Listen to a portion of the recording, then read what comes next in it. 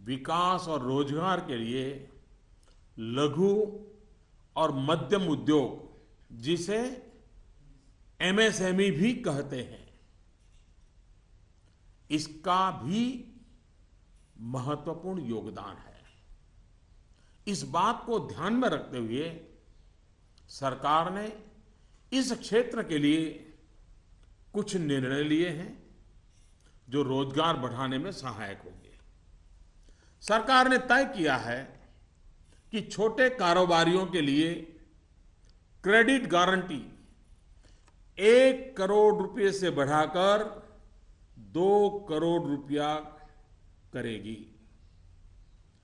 भारत सरकार एक ट्रस्ट के माध्यम से बैंकों को ये गारंटी देती है कि आप छोटे व्यापारियों को लोन दीजिए, गारंटी हम लेते हैं।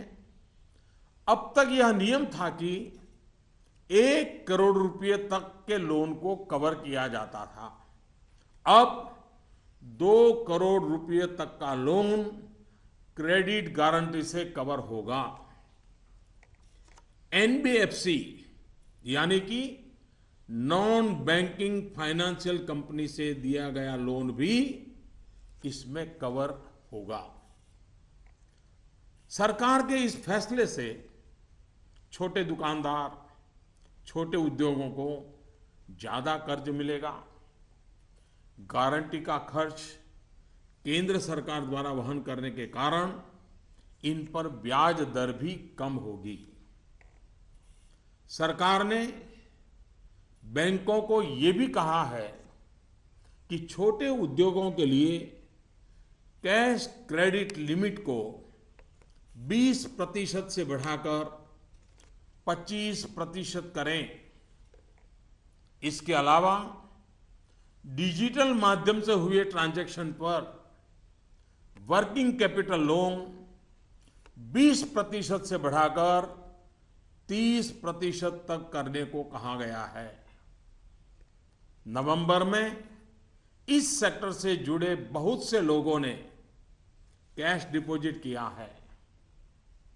बैंकों को कहा गया है कि वर्किंग कैपिटल तय करते वक्त इस बात का भी संज्ञान लिया जाए।